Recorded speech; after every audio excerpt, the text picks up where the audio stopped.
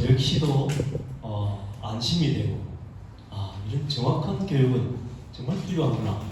우리가 언론이라든지 기타 여러 방면을 통해서 공부를 하고 또 듣기도 하고 합니다만 뉴스를 통해서도 무엇이 나오면 저게 무슨 의미일까를 잘 모르기도 하는데 이렇게 구체적인 상세한 내용까지 물론 시간이 없어가지고 더 깊이 있는 이야기를 못하고 좀 둘러가는 이야기들을 정도로 했습니다만 이야기를 들으면서 국민들께 안심을 주셔서 감사합니다, 박사님.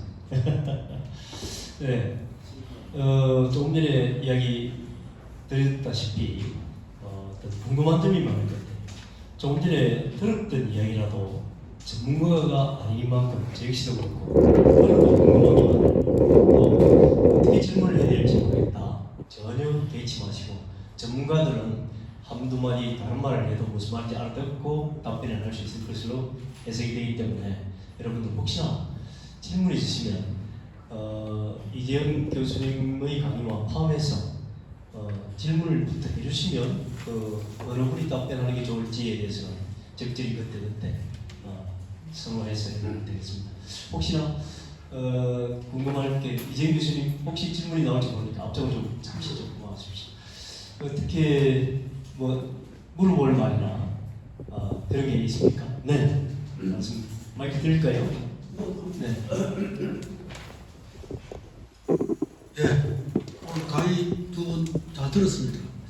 저도 평소 때 이런 걸 들을 기회가 없어가지고 굉장히 궁금했던 사항을 정말 오늘 제가 잘 들었습니다. 그래서 안심도 되고 이렇게 하는데 이제 최근에 우리가 다 알다시피 트럼프 대통령이 다시 또 재집권하게 됐는데 우선 제일 그 사람이 하는 이야기가 주한미군 방위비를 늘려달라 이렇게 하는데 저도 우리나라 주한미군 방위비를 얼마 주는지 정확하게는 잘 모르겠어요.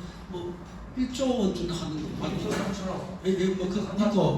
그래서 거기서 얼마를 더 올려달라고 이렇게 하는데 그럼 만약에 우리가 안 올려주면은 그저 미군 감축을 하겠다 주한미군을 이렇게 하는데 사실은 그 얼음장이라고 저는 보기도 하면서 사실은 미국도 주한미군이 우리나라에 주둔을 해야 자기도 중국에 대한 견제 역할도 하는데 그런 역할도 있지 싶은데 만약에 실질적으로 우리가 주한미군 군사 비용을 안 올려주면은 정말 진짜 철수할 것인지 아닌지 그런 게 좀 궁금하고 지금 봐가지고는 군사력은 우리가 오늘 그러니까 아시면 되는데 사실은 저도 우리가 만약에 그렇게 했을 경우에 만약에 주한미군이 없을 경우에는 핵개발을 해야 되지 않느냐.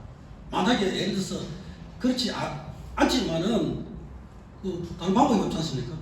그렇게 생각하는데 혹시 제 의견이 맞는지 안 맞는지 부탁드립니다. 네, 두 가지가 들어있는데 핵 관련은 말씀하셨고 그 부분에 있어가지고 새로운 미 정부가 재탄생함에 따라서 그 정책이 이미 알려진 바와 같이 방위비를 많이 확충해달라 아니면 철수할 수도 있다라는 식의 언론의 그건 당선자가 아닌 시절에 유세 씨 말과 당선 이후의 국제 정세가 또 다를 수가 있겠습니다만 일단 저희들 의견보다는 우리 전문가의 의견을 헷갈렸는 뒤에 듣도록 하고 먼저 앞부분에 대해서 말씀을 부탁드리겠습니다. 얘기해 주세요. 제가 할까요? 먼저 하시고 핵은 뒷부분에 있어 아까도 신문에서 봤습니다. 주한미군 1인당 500만 원 이상 방위비를 부담한다고 하는데 트럼프가 집권하면 옛날에 했는 말이 있지 않습니까? 더 올리겠다. 저는 우리 이영찬 교수가 제가 말하면 반대할 것 같아요. 반대할 것 같지만 제가 말씀드리겠습니다. 자, 주한미군이 우리나라에 있습니다. 있는데 왜 있는가? 왜 있는가? 우리나라의 방어를 위해 있는가? 자기 나라의 이익을 위해 있는가? 저는 자기 나라의 이익을 위해 있다고 봅니다. 먼저 미국의 동아시아 정책은요, 세력 균형 정책입니다. 다시 말해서 미국과 한국과 일본의 압도적인 힘으로 중국과 러시아와 북한을 눌러서 평화를 유지한다는 것입니다. 그래서 미국은 자기 나라의 방어를 위해서 우리나라가 필요한 겁니다.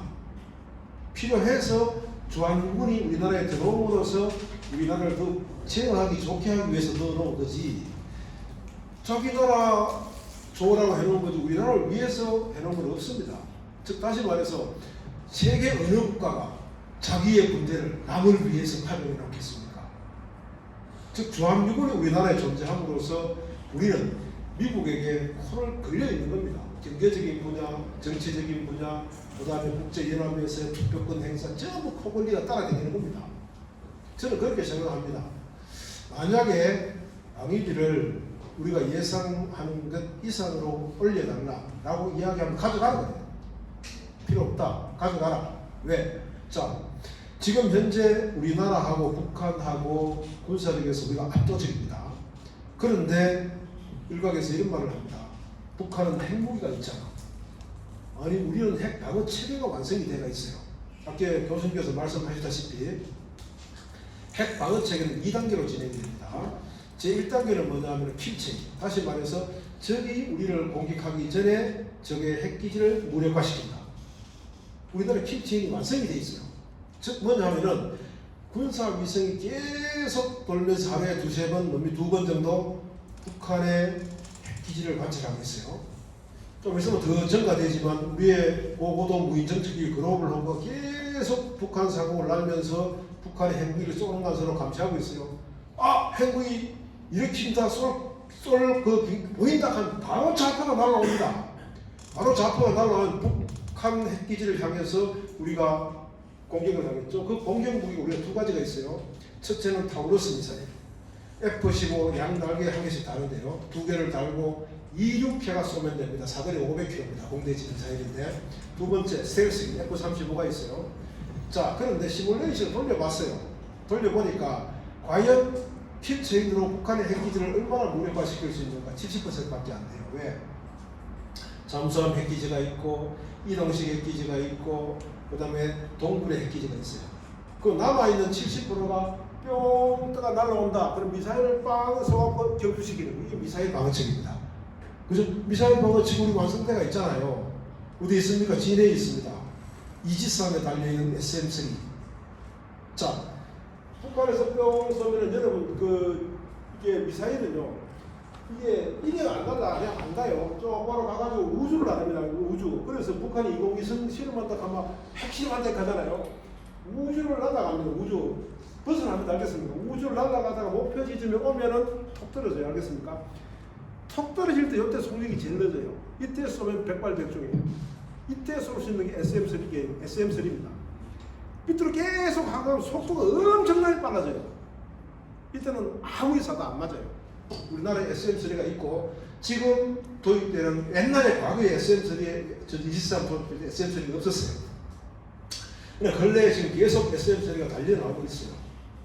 그래서 사실상 핵무기만 빼면은 우리나라의 방은 우리가 충분히 할 수가 있다. 단지 하나 문제가 되는 게 심리적인 공황이랄까, 심리적인 위축감. 다시 말해서 미국이 우리를 지켜주고 있는데, 혹은 미국이 있음으로써 우리 안보가 보장되고 있는데, 저는 이 패러다임을 바꿔야 된다고 생각합니다. 미국 없이도 우리는 우리 스스로 우리나라를 지킬 수 있는 힘을 갖고 있습니다. 국제 무대에서 어떤 독립국가도 타국의 문제를 자국에 들여놓은 국가는 없습니다. 그래서 우리나라는 충분히 우리를 방어할 수 있기 때문에, 그리고 미국은 자기 자신의 이익을 위해서 우리나라에 군대를 갖다 놨기 때문에 현상을 유지한다면 봐줄 정도는 될지 모르겠지만 얼토당토 안 하게 많은 그 주둔비를 원한다면 저는 가져가라! 이렇게 이야기하는 게 맞다고 봅니다.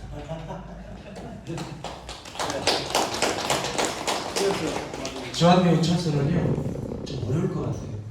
아까 얘기했던 이제 미국의 국가이익이 첫째 이제 우리나라에 있고, 근본적인 거는 국방 수권법이라는 게 있어요. 거기서 주한미군을 25,000명 이하로 줄일 수 없다고 못 박아져 있어요. 그래서 만약에 그거를 비교해서 여야가 힘을 합쳐서 법을 바꾸면 어쩔 수는 없는데, 아무리 들어보지만 법을 위배해서 할 수는 없으니까 현재 국방수권법에는 주한미군은 25,000명 이하로 줄일 수 없다. 딱 아예 못 박아져 있고, 두 번째는 이제 방위 분담인데, 이제 방위 분담 아까 제가 1조 3천억이라고 했죠. 정확하게는 1조 2,890억인 걸 맞춰도 될 거예요. 이 트럼프가 100억 달러를 얘기하면은 얼마예요? 10배죠. 13조를 얘기하는 거죠. 그렇죠? 지난번에도 자기는 100억 달러 받아낼 수 있다고 했는데, 이 방위 분담이 한미 간에 서로 합의해서 결정하도록 돼 있거든요. 합의가 안 돼 있다. 그럼 그 전년도를 기준으로 해서 계속 방위 분담이 되거든요. 트럼프가 방위 분담을 왜 요구하냐? 현재 방위 분담 1조 3천억이 들어와도 그 돈이 다 대부분 우리나라로 회수가 돼요. 왜냐면 주한미군 쓰는 경비 노무자들, 그 사람들 월급하고 주한미군 시설 짓는 거하고 주한미군 일부 장비들이고 보관하는 데만 쓰도록 법이 돼 있어요. 근데 트럼프가 얘기한 13조는 뭐냐면 주한미군도 쉽게 얘기하면 용병처럼 주둔하는 군인들한테 월급까지 포함해서 지금 얘기하는 거거든요. 그것도 마찬가지 한미 간에 합의해서 하는 부분이기 때문에 제가 볼 때는 뭐 트럼프가 압박은 하겠죠. 다른 압박으로. 근데 우리는 기존에 법이 있으니까 그대로 합의해서 결정하도록 압력이 좀 더하면 좀 더 올려줄 수 있는 방법은 있을 수 있어도 100억 달러까지는 뭐 1조 3천억에서 갑자기 13조 달라고 그러면 뭐 우리나라 1년 예산이 얼마입니까? 한 650조 정도 되죠? 그렇죠? 13조는 굉장한 많은 비중을 투자하죠. 우리나라 국방비가 다른 나라보다 높아요. 한 56조가 정도 되고요. 거의 한 10분 정도야, 10분의 1 정도 육박하기 때문에 그 이상 줄 수는 없겠죠. 그래서 제가 볼 때는 약간 정치 공세에다가 다른 걸로 해서 좀 정리하는 것 같은데 법대로 해야죠. 뭐. 합의해서 하도록 되어 있으니까. 합의됐어요? 예. 또요. 네. 좋은 질문이죠. 감사합니다. 그러면 또 다른 질문, 질문에 대한 답변은 도움이 됐죠? 예. 오늘 아주 감사드리고 또 다른 의견 또는 문의사항 있습니까? 우리 젊은 좀 질문 모르는 것도 관계없어요. 이 모르는 게 있잖아요. 배우기 위해서 또는 알기 위해서 질문 속에 사실 숨어 있는 대답이 나올 수 있고 질문을 잘하는 것이 결국은 대한민국이 발전하는 길이거든요. 혹시 그냥 상식적으로 뭐라고 하던데 그게 뭔지 모르겠다 때는 또는 과연 우리가 이런 식으로 한 말씀. 젊은 분 생각해 주세요. 오늘 좋은 강의 내용 고맙게 잘 들었습니다. 듣던 가운데 하나 궁금한 것이 현무 독수리인가 지금 벙커버스터가 지난 100m를 격파할 수 있다고 가셨는데 그 실험이 완성됐습니까? 네. 예, 감사합니다. 네. 저도 비슷한 생각을 질문해 주십니다. 그러니까 미사일이 있잖아요. 탄두의 무게가 증가가 되면 사거리가 짧아져요. 사거리를 길게 하려면 앞에 탄두 물량을 가볍게 해야 돼요. 그래서 아까 중국까지 날아가는 거 보면 한 500km 정도밖에 안 돼요. 위력이 굉장히 약하죠.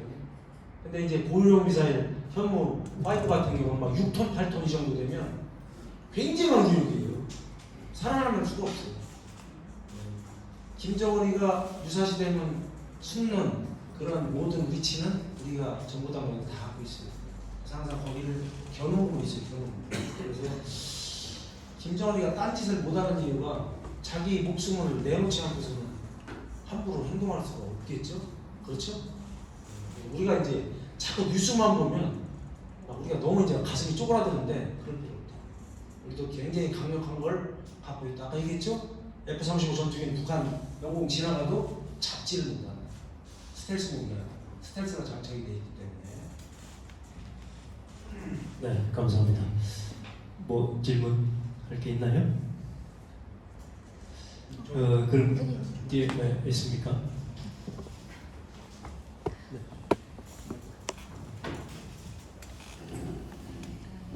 두 선생님 강의 너무 잘 들었고요. 그래서 이런 강의는 처음 들어보는데 지난번에 작은 드론이 북한에서 저희 서울 수도권 휴대폰 쪽으로 이렇게 날아오는 부분이 있었잖아요. 우인왕국이 네. 네. 이게 굉장히 저희가 수준이 높은 군사력을 갖고 있는데 그런 작은 드론은 막지 못한 부분에 대해서 지금 어떻게 생각을 하고 계신 건지. 네, 그리고 한 가지 더 궁금한 게 2002년도에 연평해전이 있었는데 그런 부분을 보면은 조금 불안한 부분이 사실 좀 있거든요. 근데 그때에 비해서 지금은 그런 부분이 많이 개선이 된 건지 이런 훌륭한 뭐 전투기라든가 뭐 그런 거는 지금 많이 발전됐고 가지고 있는데 어떻게 생각을 하시나요? 개인적으로. 아니, 질문의 수준이 계속 높아지고 있어요. 저도 옛날에 군에 몸담은사로서 좀 죄송해요. 근데 이제 무인항공기가 우리 이제 후배들한테 얘기해 보니까 레이더에 있잖아요. 점정도밖에 안 된대. 식별하기가 너무 어렵다. 지금 우크라이나하고 러시아하고 전쟁이 다 드론전이잖아요. 그렇죠? 그러니까 이게 유관 식별에서 결국은 어느 정도 이제 격추가 돼야 되는데 앞으로는 이제 그 무인항공기 들어오는 거를 잡을 수 있는 이제 전문적인 뭐 그런 것들이 개발이 돼야 되는데 아직까지는 약한 것 같아요. 최근에 뭐 북한 그 존엄하신 우리 김정은 이가 보면 평양에 드론이 이렇게 왔다 갔다 하는 것도 걔네들도 굉장히 어렵게 잡았죠. 그래서 우리가 지금 드론을 좀 많이 우리나라에서 지금 만들고 있어요. 그래서 정확하게는 지금 잡기가 굉장히 어렵다. 다만 이제 국가 중요 시설이 있죠. 원자력 발전소라든지 이런 데는 타격받으면 굉장히 위험하잖아요. 그래서 거기부터 우선 그 드론 발견하면 격추시키는 그 총이 있어요. 총. 이 총을 지금 계속 확보해서 보호를 하고 있어요. 전자총이라고 해요. 전자총. 그리고 저쪽에서 이제 무인항공기가 전파 받아가지고 이렇게 내려올 텐데 그거를 전파를 차단시켜 버리면 그냥 추락을 한다고 그러더라고요. 그래서 그 전자총을 지금 많이 보호하는 그런 쪽이라 앞으로 이제 내려오면은 이제 과거 같은 그런 거는 좀 없겠지만 좀 완벽하다고는 볼 수가 없어요. 제가 늘 이제 하는 게 뭐냐면 완전히 첨단 무기하고 완전히 비첨단 무기하고 싸우면 어떻게 될까 그런 질문도 이제 많이 던지는데 어느 정도 첨단화되면 첨단 무기가 제압을 할 수가 있는데 원시적인 무기로 달려들었을 때는 첨단 무기로 어떻게 보면 무용지물이 될 수도 있겠다 그런 생각도 좀 들어요.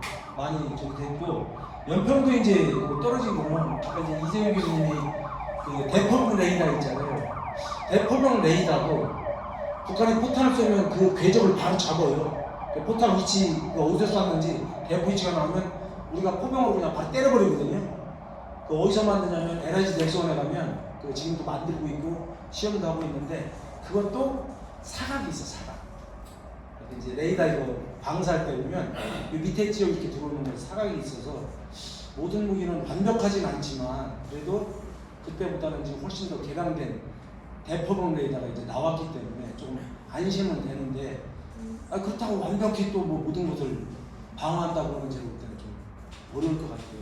그러면 그 언론에서 원점 타격을 할 것이다라고 이야기 그 말씀에 해당됩니까? 원점 그렇습니다. 타격이. 그 대포병 레이더는요 북한이 포탄을 발사하면요 그 궤적을 딱 잡아가지고 그 아까 말씀하신 대로 그 포 위치를 정확하게 잡아요.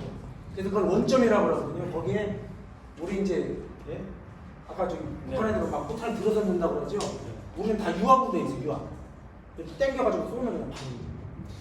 예, 제가 간단히 한 말씀 드리겠습니다. 뭐냐면은 우리가 이제 사실상 남북한 관계에서 전쟁의 가능성은 굉장히 희박합니다. 왜 희박한가 하면 여러분들 학교 다닐 때 반이 바뀌고 하면 어떻게 됩니까?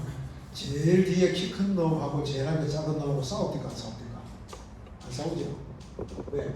키 큰 놈이 작은 놈 보고 야 임마 하고 집박았는데 이기면 어떻게 됩니까? 내 힘만 빼고 본전이야. 남들이 저까지 키 큰 놈 있잖아 너 팬다 했거든. 자, 키 작은 놈도 뒤에 놈하고 싸우지 않게 싸울 분들이 많아. 내 손에다 말이야.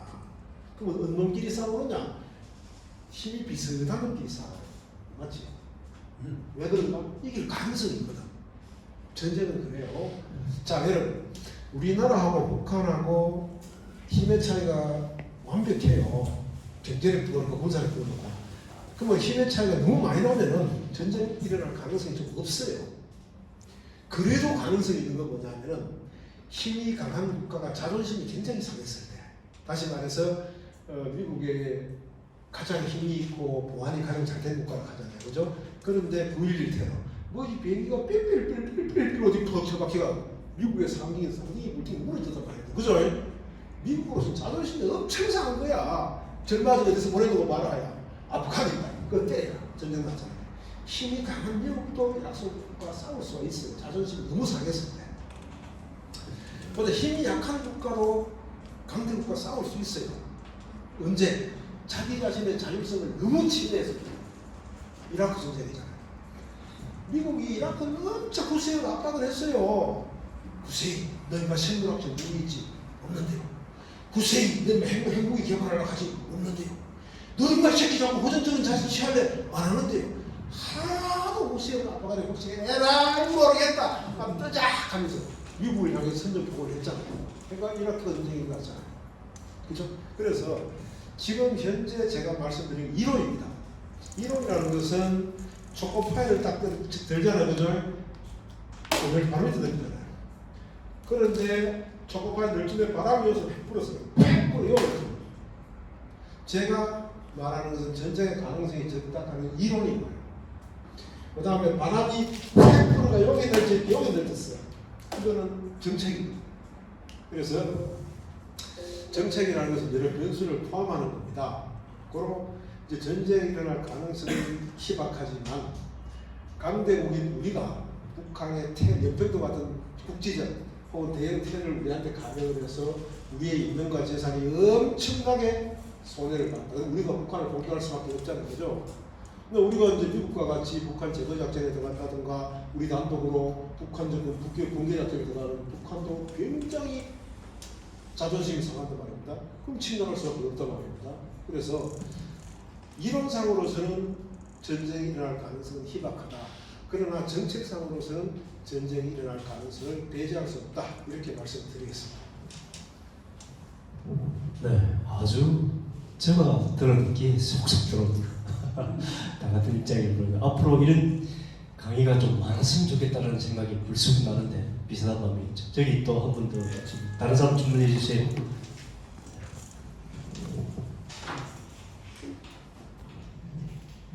예, 오늘 본 강의를 하기 전에 인사 말했던 이의원입니다. 아마 이제 제가 질문하면 뭐 질문도 마무리되지 않을까 하는 생각을 합니다. 그 질문도 점점 수위가 높아가는데 제가 수위를 조금 낮춰서 일반적인 질문을 할까 합니다. 먼저 우리 이재영 교수님에게 질문을 드리겠습니다. 이재영 교수님의 강의는 늘 그 청중들이 안심을 할 만하게 그 강의를 합니다. 뭐 우리 국방 문제 없다, 너무 걱정할 거 없다, 늘 이렇게 얘기를 하시고 그래서 강의 도중에도 보면은 우리가 공군력, 해군력, 저 북한 저 별거 아니다, 우리가 자신 있다, 그리고 우리 재래식 무기가 너무 많다. 그래서 걱정할 거 없다. 뭐 이렇게 늘 안심을 시켜 주어서 늘 든든한데요. 그렇다면 앞으로 우리 국방은 어느 분야만 좀 보완하고 신경을 쓰면은 우리가 좀 더 완벽하겠다. 그렇게 생각하시는 분야 한 가지를 좀 말씀해 주시기 바라고. 우리 이영찬 교수님 늦게 오셔도 수고 많으십니다. 지금 우리가 여러 가지로 국방력이 우세하고 한데 좀 답답한 게 있습니다. 우리 지금 늘 우리가 걱정을 하는 북한의 오물풍선 얘기입니다. 이 오물풍선 때문에 우리 인천 비행장에서 비행기가 못 뜨고 이런 난리를 한 게 한두 번이 아니었습니다. 그래서 지금 우리가 공군력도 좋고 또 우리 포도 좋은데 그러면 사실 북한의 오물풍선을 우리 남한으로 내려보내면은 사실 뭐 어디 레이더에 잘그 아주 적게 잡히든 말든 그렇게 한다고 합니다. 그러면 이 오물풍선을 날려보내면은 이게 우리 남방 한계선을 넘어오기 전에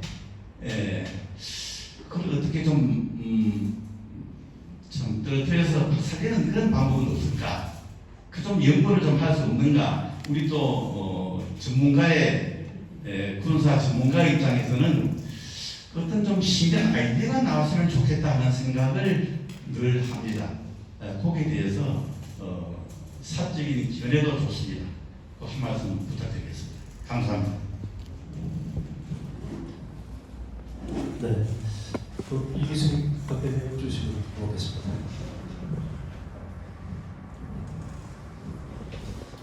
우리나라 군사력이 압도적으로 강하다는 것은 누구나 부정할 수 없는 사실인데 제가 아쉬움을 가지는 부분은 작전입니다. 즉 뭐냐면은 그 우리나라에는 육군과 해군과 공군이 분리되어 있습니다. 분리되어 있어서 협력 체계를 구성하고 있는데 이게 이제 즉각 협조 자체가 굉장히 좀 어려운 측면이 많아요. 그래서 미국처럼 작전사령부를 개편해서 1작사에 해군과 공군을 배속시키고 2작사에도 마찬가지 이렇게 이제 해군과 공군을 나누어서 작전사령부에 배속을 시킨다면 작전사령부 대장이죠. 작전사령관이 효율적으로 군대를 운영할 수 있지 않을까 이런 생각을 해봅니다. 미국은 그렇게 하고 있습니다. 그래서 그 작전사령관 예하에 해군과 공군을 배속시켜서 작전사령관이 전쟁을 수행할 수 있는 환경을 만들면 좋겠다.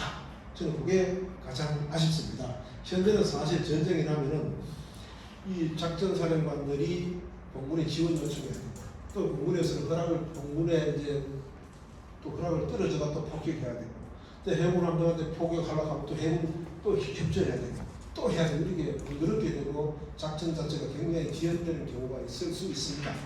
그래서 해군과 공군을 나누어서 작전 사령부에 배속시키면 아마 전쟁 수행이 굉장히 빨라지지 않겠는가 생각을 하고요. 두 번째는 뭐냐면은 우리나라의 기함 구조 하나가 합참의장입니다. 다시 말해서 미국의 합참의장하고 우리의 합참의장은 다릅니다. 미국의 합참의장은 참모장입니다. 참모장으로서 국방부 장관을 보좌하는 역할이지 실제 작전권이 없습니다. 우리나라는 희한하게 기업적인 구조로 되어서 명명권이 한개 돼 있어요. 즉 뭐냐면 대통령에서 국방장관에서 합참의장에서 내려요. 이 합참의장은 국방장관을 보좌하는 직책이에요. 그래서 합참의장의 직책을 없애고 합참의장은 국방부 장관을 참모로 하고 대통령, 국방부 장관, 작전사령부로 곧바로 들이가는 지휘체계가 확립이 될 때 아마 전쟁 수행 능력이 강화되지 않겠는가 저는 그렇게 생각합니다. 덧붙여서요. 제가 볼 때는 전의 모양이 중요해요. 아무리 싸울 의지, 아무리 무기체계가 좋아도 싸울 의지가 없으면 그건 무기체계는 별로 의미가 없다. 이번에 이제 이스라엘 전쟁이 일어났을 때 이스라엘 예비군도 들어오는 거 맞죠? 미국에서 자기 조국에서 싸우겠다고 한명씩 붙이겠다고 그런 정신을 갖고 있어야 된다. 근데 요즘 설문조사 보면 그렇게 전쟁이 일어나면 싸울 거야 이렇게 물어보면 선뜻 대답하는 사람이 없더라고요. 나이 먹은 사람들 다 싸운다고 하는데 그래서 제가 볼 때는 전투 의지가 중요하다. 그게 바로 이제 정신력인데 정신력이 대단히 저는 중요하다고 이렇게 보고요. 우물풍선대요. 그 모래사장의 발차기인데 정말 어렵죠. 근데 북한이라는 나라가 근본적으로 선전선동의 나라예요. 선전선동에 굉장히 취약해요. 근데 연천에 옛날에 포경한 것도 마찬가지. 풍선 내려본다고 그렇게 하고 우리 그 심리전 방송 있잖아요. 걔네들이 아주 경기를 일으키는 게 그거예요. 노동당에 가면 그 북한을 좌주하는 두 개 부서가 있는데 하나는 조직지도부, 지금 조용원이가 이제 하고 있는데 북한 2인자, 다른 한 사람이 선전선동부야. 7세가. 그러니까 북한은 선전선동국가예요. 선전선동이 굉장히 약하단 말이에요. 근데 우리가 대북 방송을 하고 뭘 저기를 한다 그러면 경기를 일으킬 수밖에 없어요. 그래서 여러분 잘 아시다시피 2020년에 무슨 일이 있었어요? 남북 공동연락사무소 하고 지원센터, 남북 공동연락사무소하고 지원센터 우리가 얼마 주고 줘줬냐면 447억 놓고 줘주는 거예요. 근데 어떻게 했습니까? 폭파시켰어요. 김여정이가 폭파한 이유가 뭐다? 남한에서 풍선을 그게 북한도 마찬가지야. 그래서 지금 김정은이가 제일 두려워하는 거는 흡수통일이다. 근데 흡수통일을 하려면 북한의 정보가 유입되는 걸 김정은이 가장 무서워한다. 사실을 아는 거. 어저께 그 아침마당에 연예인 한 명이 나왔는데 자기가 백두산 올라가서 봤나 봐요. 근데 북한 주민을 만났는데 북한 주민이 한다는 얘기가 동무 그 무슨 드라마 주인공 아니야 그랬다는 거야. 그래가지고 우리 저기가 그냥 깜짝 놀래가지고 말이야. 그러니까 그 K컬처 문화가 북한에 계속 유입되면 어떻게 된다? 북한은 쉽게 망한다. 그런데 최근에 법 3개를 제정했죠. 반동문화 사상 배격법. K컬처 보면 무조건 처벌한다. 두 번째 평형문화업법. 왜냐면 북한 사람들끼리는 동무해야 되는데 어느 날 여자친구가 오빠 그러는 거야. 처벌해야죠. 그래서 평형문화법이 지금 제정이 됐어. 그래서 제가 볼 때는 식별하는 것 자체가 굉장히 어려운데 앞으로 한다고 하면 이제 그 풍선이 내려올 때 터지는 게 있어. 터져서 어느 정도 상공에 오면 그게 이제 확산이 되거든요. 그러려면 거기에 무슨 기계 장치가 있을 것이다. 그럼 그 기계 장치를 식별하는 게 좀 필요하겠다. 근데 지금 레이더에는 안 잡히는 데 문제가 있어요. 눈으로 식별이 되면 아까 뭐 다른 걸로 이렇게 할 수가 있는데 안 잡히는 데 문제가 있는데 하여튼 전방에 있는 우리 장병들이 경계근무 잘 쓰고 있다가 그래? 이상한 풍선이 오면 지금 대응 주택 나와 있죠. 보자마자 경찰에 신고하고 피해가 발생하면 뭐 이렇게 돼 있는데 좀 다소 어렵다.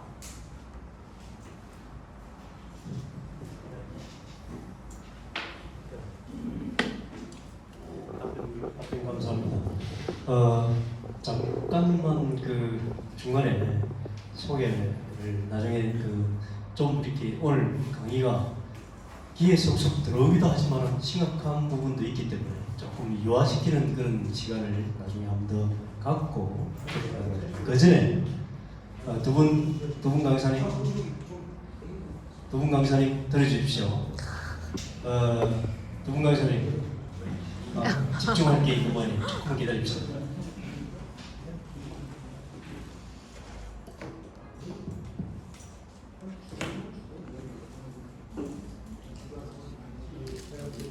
자, 그러면 질문하겠습니다.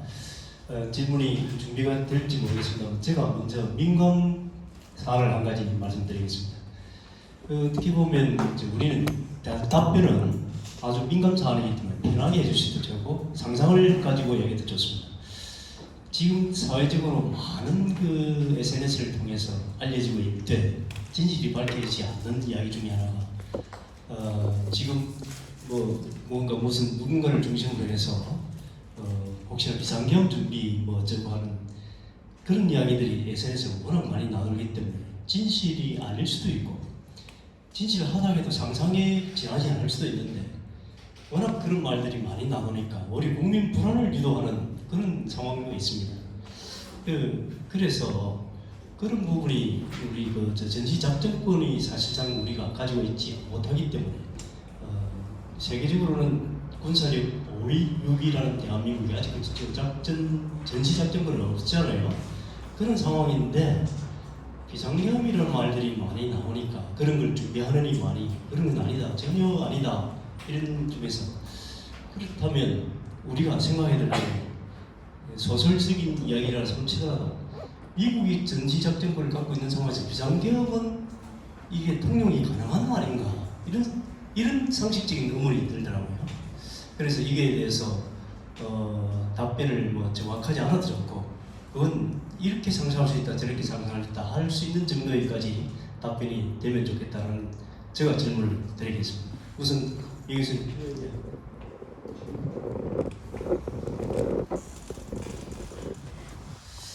우리가 이제 비상계엄이라든가 이런 거는 사실상 앞으로 없다 이렇게 봐야 됩니다. 왜냐하면 과거에는 성공한 쿠데타, 성공한 계엄령을 선포해서 성공한 쿠데타는 처벌을 안 받았어요. 그러나 김영삼 정권 때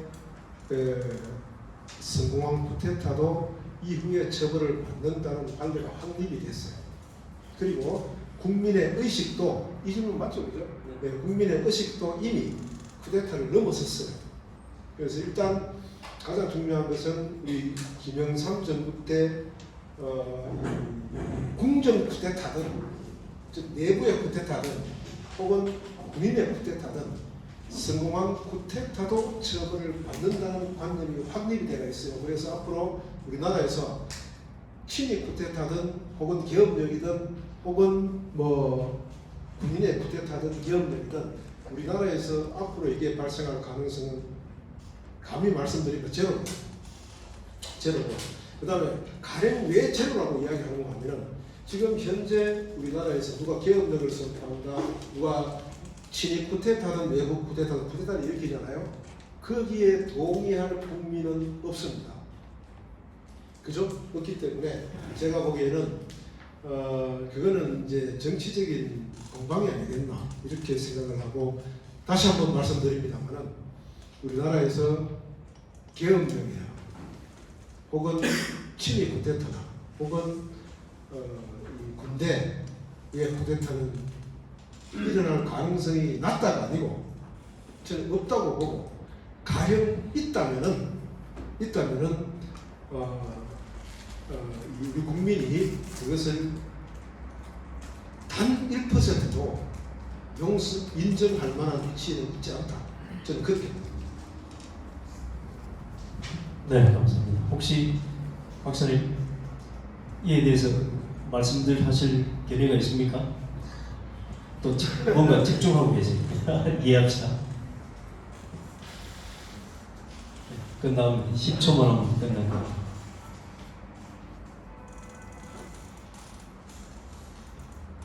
네.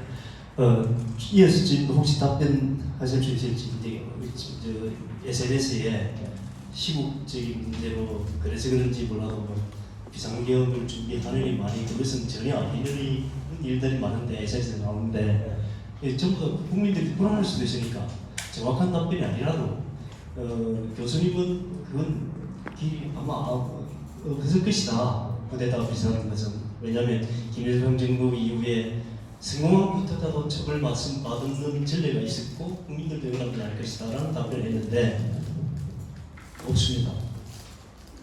답이 될 것 같은데. 없습니다. 왜냐? 그 옛날에 박정희 대통령이 돌아가셨을 때는 모든 정보를 그 전두환 대통령 그 보안사령관이죠. 그 사람이 다 정보를 모든 걸 장악하고 있었기 때문에 우리 국민들이 거기에 대해서 눈가기가 막혀가지고 상황 판단을 잘 못할 수 있는데 지금이 어느 세상입니까 지금? 뭔 일 있으면 다 금방 이렇게 드러나기 때문에 거기에 동조하는 국민들은 없을 것이다. 그래서 요즘 뭐 어떻게 보면 뭐 군인들보다도 많이 알고 이렇게 하기 때문에 그리고 또 요즘 군인들이 이제 뭐 장성들이라든지 이런 사람들도 그 시민의식 확보해요. 옛날처럼 뭐 권력 추구 욕구나 그런 것들 때문에 나서질 않기 때문에 참 군인은 오로지 국가 방위에만 헌신하는 게 참 군인이다.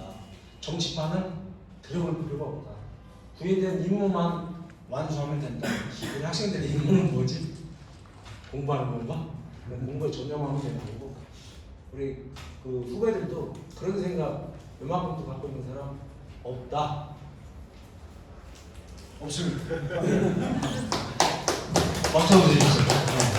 그분 답변이 아마 국민적인 안정감을 주셔서 감사하고 이어서 그 공연을 준비해 주신 분이 오랫동안 또 강의도 들으면서 교육도 하셨겠지만 우리를 위해서 자리해 주셨어요. 그래서 지금까지 좀 긴장스러운 이야기들을 조금 완화시키는 의미에서 공연 한번 더 들으시고 다음 판단을 받으려고 하겠습니다. 공연 부탁드리겠습니다.